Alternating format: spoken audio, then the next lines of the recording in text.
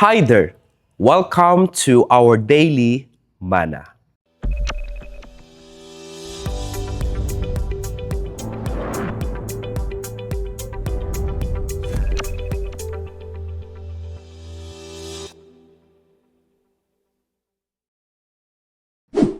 As a servant of the Lord, I often called to different areas of ministry, especially in outreach and missions work. From time to time, I find myself preaching at funeral services. In those moments, I see the deep tears and sadness because parting with a loved one is one of the hardest things we face in this life. As comforting words, we often hear people say they have asleep, or we see the letters RIP for rest in peace. And some might understand this literally as if the person is just gone. But in the eyes of God, this is a temporary state.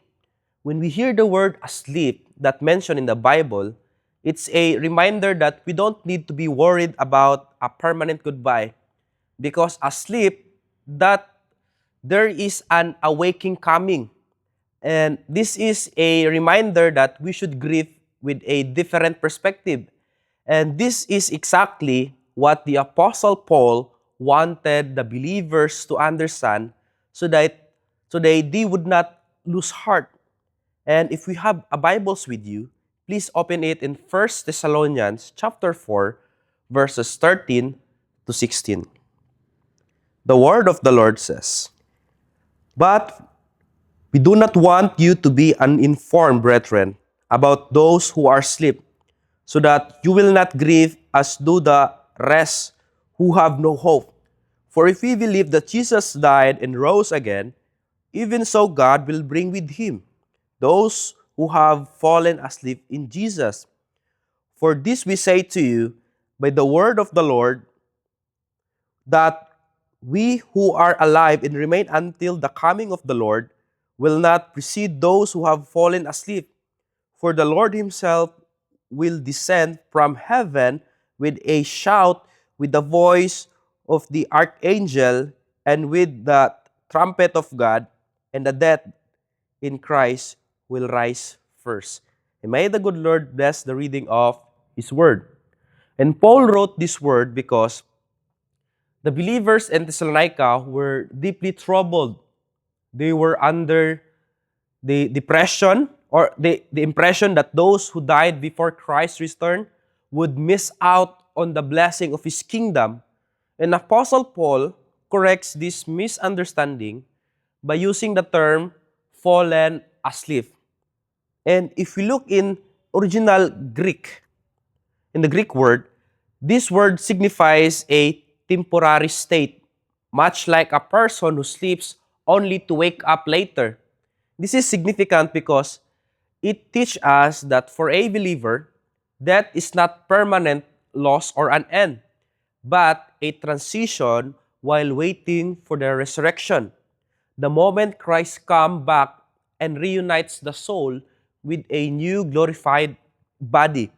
And as we observe in this passage, there is a specific sequence mentioned in the Apostle Paul's letter to address the fear that living would have advantage over the dead. And if we look at the succeeding verses of this passage, he explains that when the Lord descends, the dead Christ will rise first. The dead in Christ will rise first. And then we who are alive and remain will be caught up together with them in the clouds to meet the Lord in the air. And Paul was addressing a young and persecuted community in Thessalonica, people who were standing firm in their faith despite being pressured by the world around them. They were a community that felt the heavy weight of loss because they did not yet have the full picture of God's plan. They were grieving for their friends and family, fearing that death had separated them from Christ's promises forever. Because of this truth, Paul explains that our grief is main different from those who do not know God.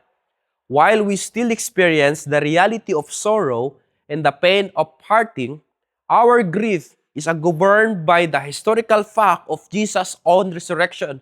Since God raised Jesus from the dead, He will certainly bring those who sleep in Him back to life. And therefore, we do not mourn as those who have no hope, because we are certain for a future where every believer, whether dead or alive, will be permanently present with the Lord. Again, whether dead or alive, will be permanently present with the Lord. Let us pray. Lord, thank you for your word that reminds us today.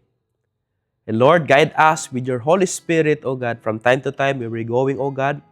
And Lord, from time to time we are struggling a lot of challenges, O God.